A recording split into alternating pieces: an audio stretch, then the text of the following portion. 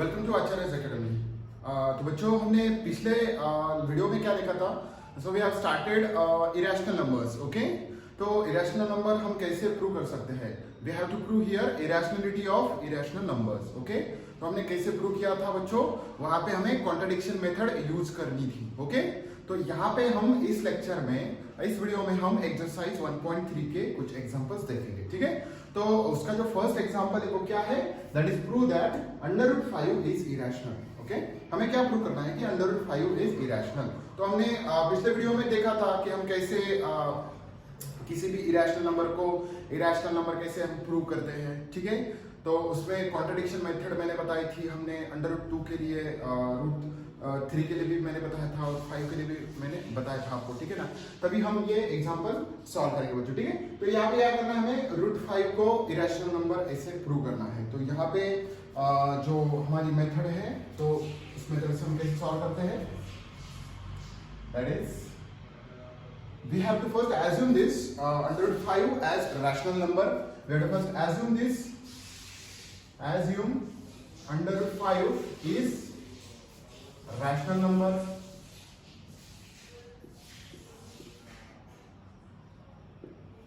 We have to first assume this √5 is a rational number. So as this √5 is rational number, we can write this √5 in the form of p by q. Okay, we can write this √5 in the form of p by q, that is a by b. Okay, a by b के form में हम लिख सकते हैं √5 को।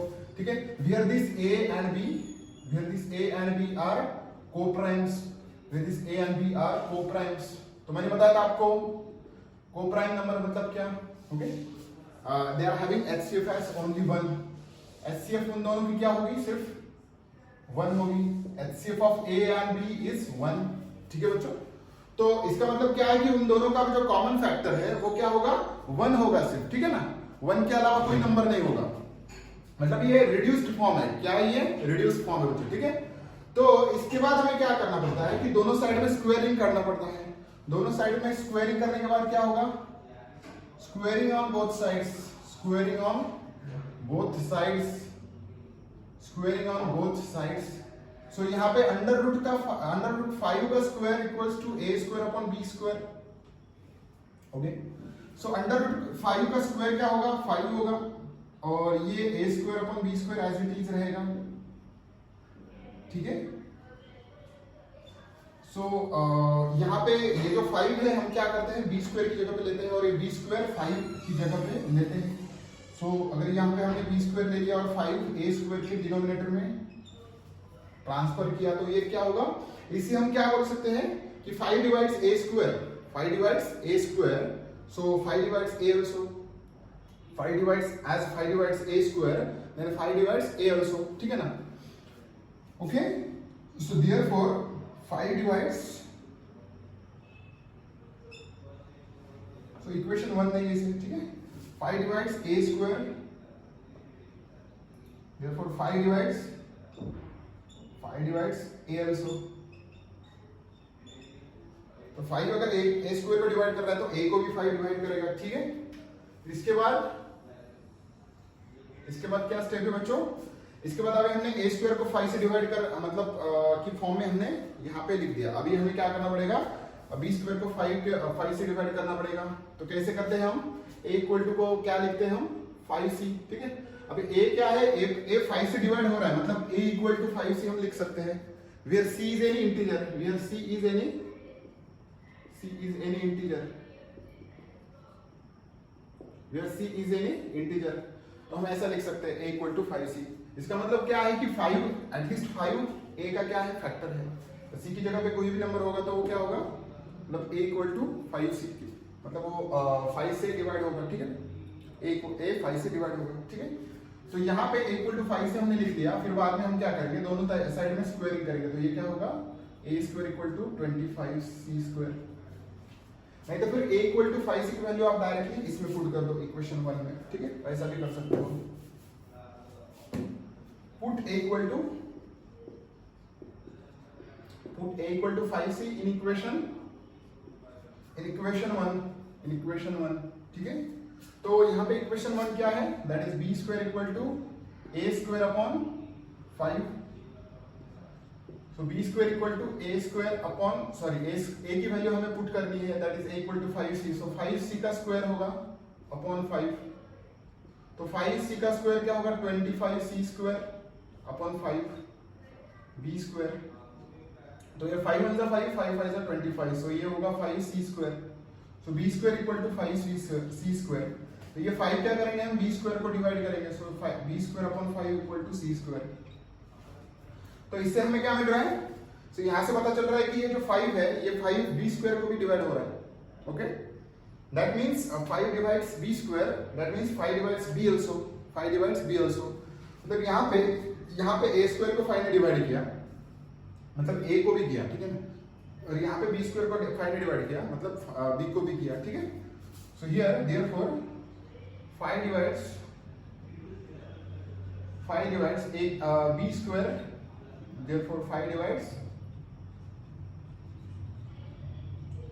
b also, ठीक है, तो 5 b को भी डिवाइड करेगा 5, ठीक है।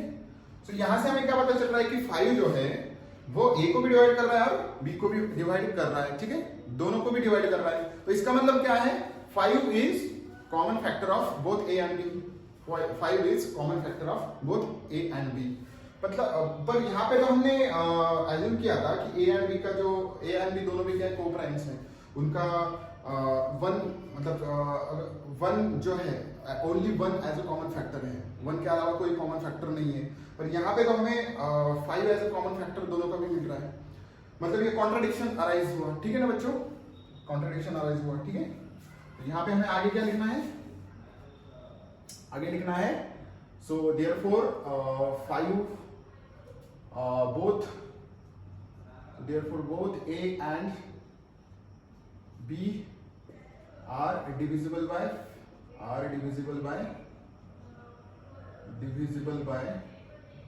5, both a and b are divisible by 5, therefore they are having, so 5 is a, so at least 5 is, so at least 5 is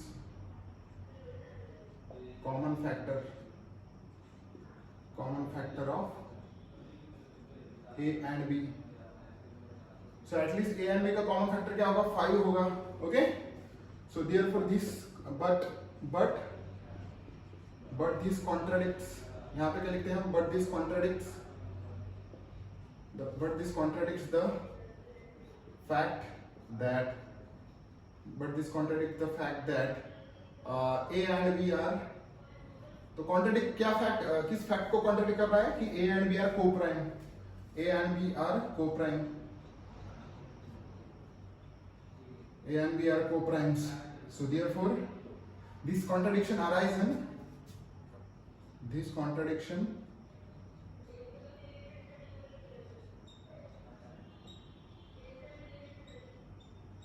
किस वजह से अराइज हुआ, ये contradiction arisen because of our wrong assumption, because of our wrong assumption that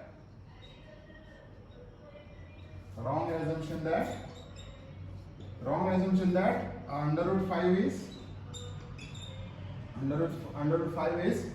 rational, so therefore it concludes that under root 5 is irrational, under root 5 is irrational, okay, under root 5 is irrational, okay बच्चों, तो ऐसे आपको ये prove करना है, ठीक है। तो बच्चों अभी सेकंड क्वेश्चन, ठीक है ना, सेकंड क्वेश्चन में क्या है, सेकंड क्वेश्चन में prove that 3 + 2 √ 5 is irrational, okay, तो हमें क्या प्रूव करना है कि ये 3 + 2 √ 5 इज इरेशनल है, ठीक है ना।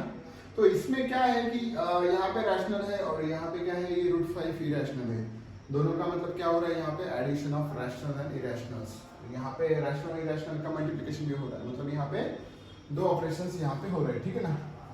तो यहाँ पे भी हमें क्या करना है, यहाँ पे भी हमें उसी मेथड से सॉल्व करना है, ठीक है ना, कॉन्ट्रडिक्शन मेथड से। तो हम क्या करेंगे, पहले 3 एज्यूम करेंगे 3 + √2 √ 5 को rational number, so assume 3 + 2 √ 5 is rational, is rational number. ठीक है, तो as 3 plus root 2 root 5 is rational number, we can write it in the form of a by b.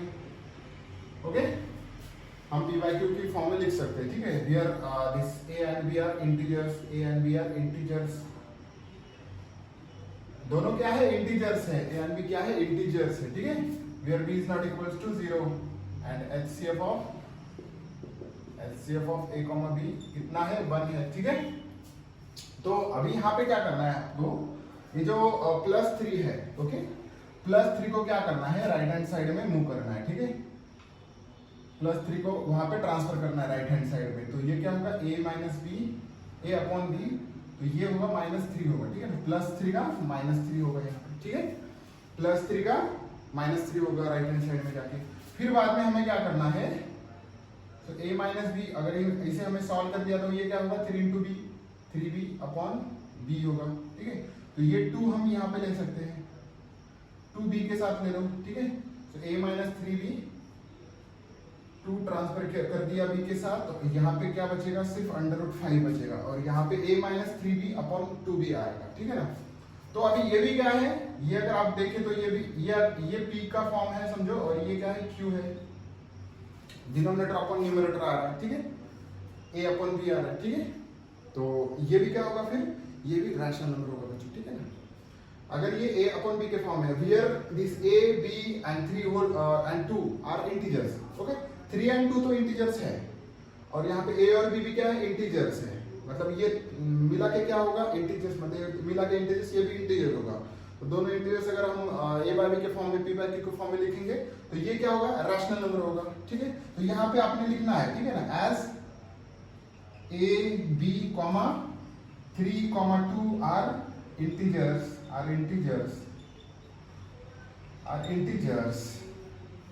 Therefore a minus 3b upon 2b is rational. तो ये क्या होगा? पूरा number rational हो जाएगा. ठीक है ना, ये रैशनल हो जाएगा. ठीक है, अब ये अगर रैशनल है, इक्वेशन के राइट हैंड साइड में अगर रैशनल है, तो लेफ्ट हैंड साइड में भी रैशनल होना चाहिए. ठीक है, ठीक है ना बच्चों, अगर ये रैशनल है तो ये भी रैशनल है, क्योंकि इक्वेशन है ना. इक्वेशन में दोनों साइड्स क्या होते हैं? इक्वल होते हैं बच्चों. इक्वेशन में दोनों साइड्स क्या होते हैं? इक्वल होते हैं. तो अगर ये रैशनल है तो ये भी रैशनल होगा. ठीक है, तो ये तो रैशनल आया, ये क्या मिला हमें? रैशनल मिल गया राइट हैंड साइड का. ओके, ये क्या मिल गया? रैशनल मिल गया. सो therefore √5 is also rational.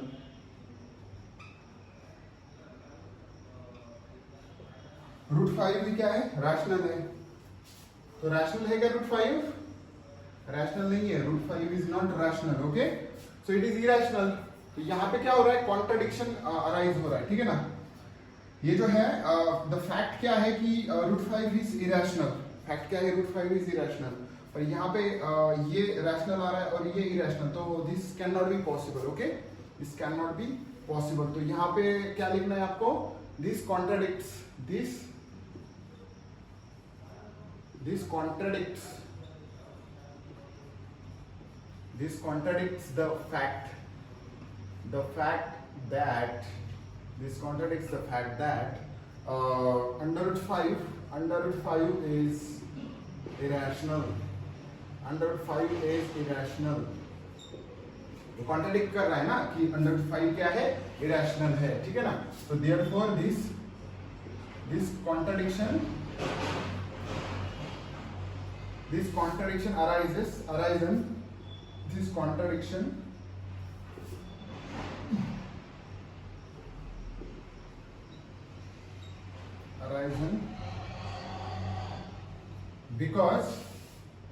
This contradiction arisen because और wrong assumption. ठीक है ना, wrong assumption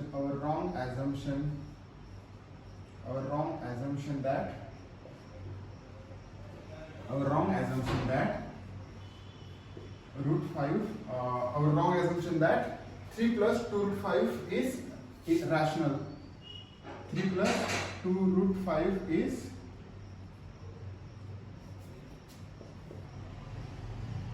rational. So therefore this is not rational, this is irrational. So यहाँ पे लिखेंगे therefore it concludes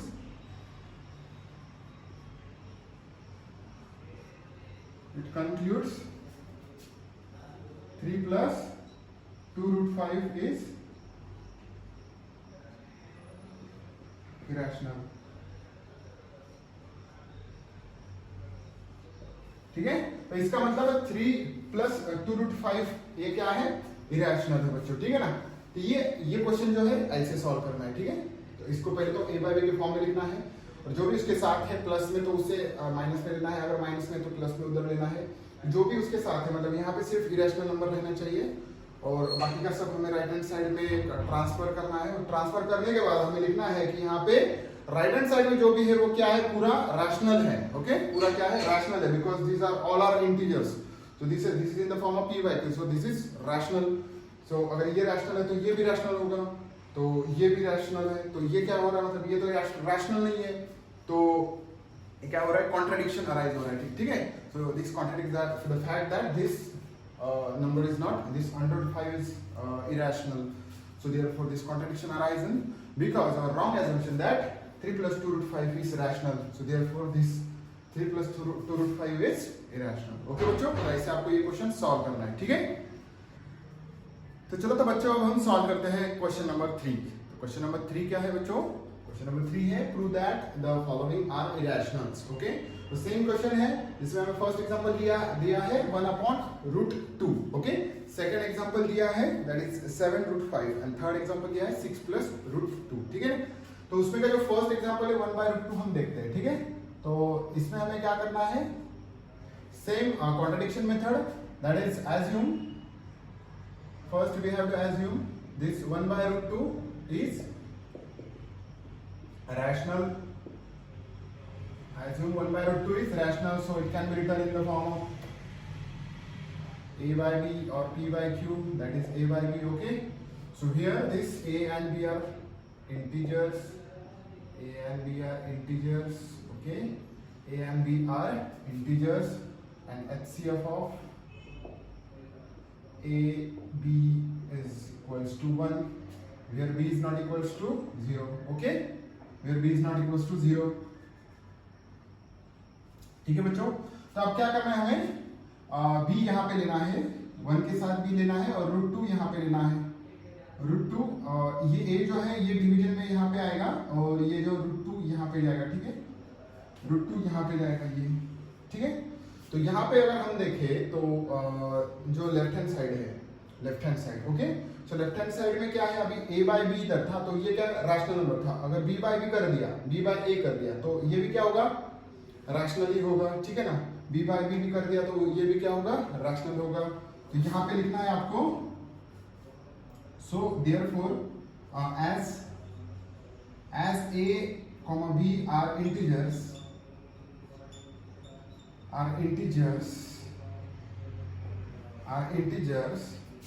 b by a is rational. So b by a is rational. So therefore √2 is also rational. अगर यहाँ पे rational है, ये अगर rational है तो ये भी क्या होना चाहिए, रैशनल होना चाहिए। सो √2 इज ऑल्सो रैशनल। तो √2 रैशनल है क्या, √2 रैशनल है क्या, रैशनल नहीं है बच्चों, ठीक है ना। तो यहाँ पे कॉन्ट्रडिक्शन अराइज हुआ, ठीक है ना, यहाँ पे कॉन्ट्रडिक्शन अराइज हुआ। सो दिस कॉन्ट्रडिक्ट्स, तो यहाँ पे हम लिखेंगे कि we know that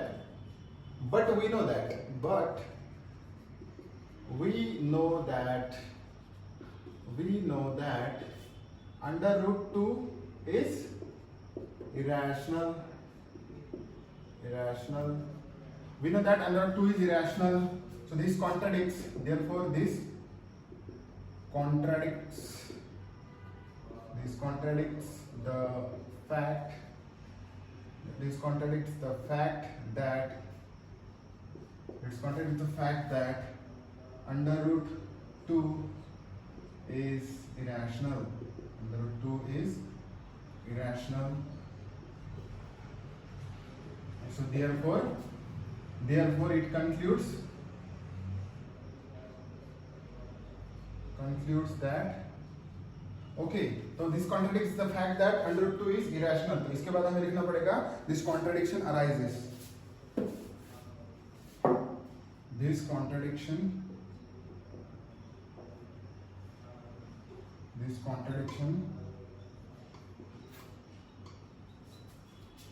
arising because of our wrong assumption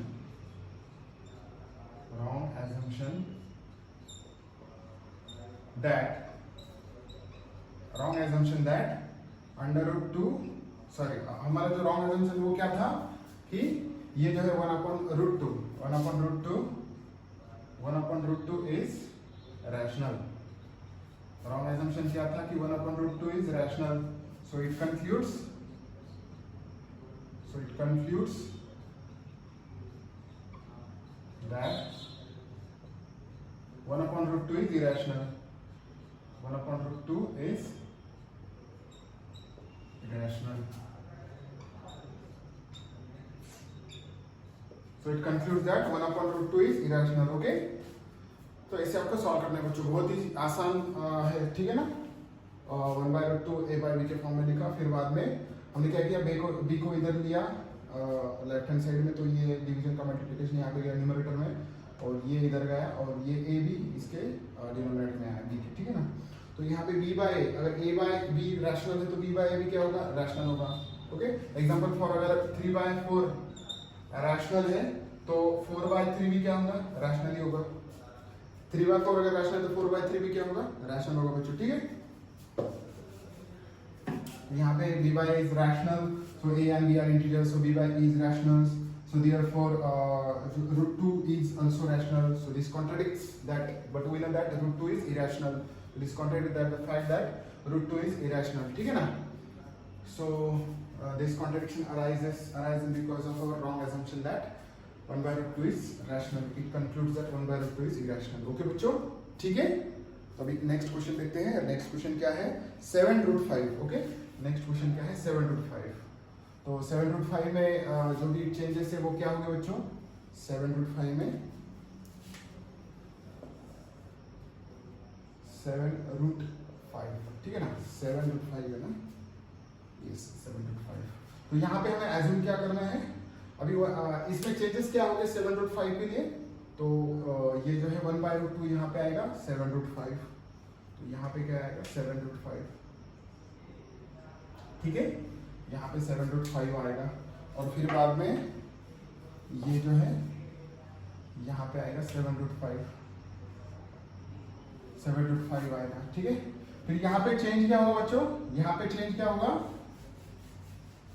तो 7 root 5 equal to a by b. तो यहाँ पे 7 जो है b के साथ आएगा, ठीक है ना, क्योंकि यहाँ पे 7 मल्टीप्लिकेशन में, तो वो क्या आएगा, डिवीजन में b के साथ आएगा.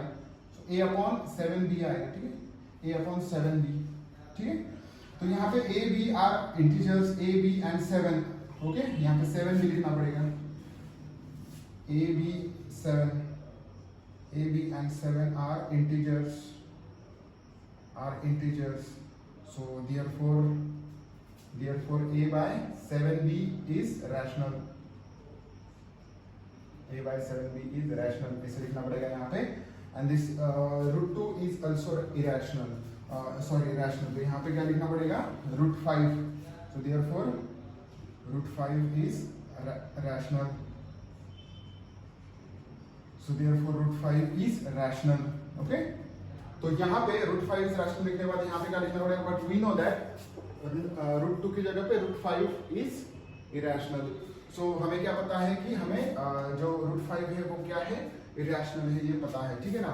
तो this contradicts the fact that under root 5 is irrational. Okay. So this contradiction arises because of our wrong assumption that this 7 root 5. तो यहाँ पे क्या आएगा, 7 root 5 is rational, ठीक है. So it concludes that It concludes that 7 root 5 is irrational. Okay बच्चों, तो ऐसे आपको सॉल्व करने हैं एग्जाम्पल, ठीक है। तो इसमें जो स्टेप्स है वो एज इट इज ऐसे ही लिखने हैं, ठीक है ना। तो यहाँ पे अगर मल्टीप्लिकेशन ऑफ 2 रैशनल और इरेशनल नंबर आए या एडिशन ऑफ 2 रैशनल नंबर और इरेशनल नंबर आए, ठीक है ना। तो फर्स्ट एग्जांपल में एडिशन थी रैशनल और इरेशनल की, और यहाँ पे क्या है मल्टीप्लिकेशन है बच्चों, 7 रूट 5 मल्टीप्लिकेशन है। तो यहाँ पे हमने a बाई b के फॉर्म में लिख दिया, फिर 7 को यहाँ पे ले लिया b के साथ, और फिर बाद में ये जो होगा ये क्या होगा, ये अगर तीनों भी इंटीजर से तो ये रैशनल होगा, ठीक है। ये तीनों भी अगर इंटीजर से तो ये रैशनल होगा, तो ये भी रैशनल होगा क्योंकि इक्वल टू साइन है, ओके। तो रूट 5 इज ऑल्सो रैशनल। तो यहाँ पे जो रूट 5 हमें पता है कि वो क्या है, रैशनल ना कि इरेशनल है। तो this contradicts that the fact that root 5 is irrational. So therefore the contradiction arises because of our wrong assumption that 7 root 5 is rational, okay. So therefore it concludes that 7 root 5 is irrational number, ठीक है बच्चों। तो ऐसे आपको लिखना है exam में अगर क्वेश्चन आए तो, ठीक है। चलिए नेक्स्ट क्वेश्चन क्या है बच्चों, यहाँ पे 6 प्लस रूट 2। तो 6 प्लस रूट 2 में क्या चेंजेस हो गए, 6 प्लस रूट 2 में क्या चेंजेस हो गए। तो यहाँ पे एज्यूम क्या करना है, 7 रूट 5 की जगह पे 6 प्लस रूट 2 एज्यूम करना है। फिर यहाँ पे 6 प्लस रूट 5 लिखना है आपको, 6 प्लस रूट 2 लिखना है, सॉरी। फिर यहाँ पे हमें क्या करना है, नेक्स्ट दैट इज 6 को हमें क्या करना है, राइट हैंड साइड में लेना है। तो यहाँ पे क्या रहेगा, अंडर 2 रहेगा, और ये a बाई b 6 माइनस होगा वहां पे जाके राइट हैंड साइड में जाके, ठीक है ना। तो यहाँ पे 7 रूट 5 में मल्टीप्लिकेशन में था इसलिए वो डिवीजन में गया, अभी यहाँ पे प्लस 6 है इसलिए वो माइनस 6 आया, ठीक है ना। और यहाँ पे हमें क्या लिखना है फिर बाद में, as a b and 6, okay. तो इसे हमें p by q फॉर्म में लिखना पड़ेगा। तो कैसे लिखेंगे, a minus 6b upon b। इसे कैसे सॉल्व करते हैं हम, क्रॉस मल्टीप्लिकेशन भी कर सकते हैं, नहीं तो फिर a minus 6 into b, okay, upon b, ठीक है। तो यहाँ पे अंडर रूट 2, ठीक है,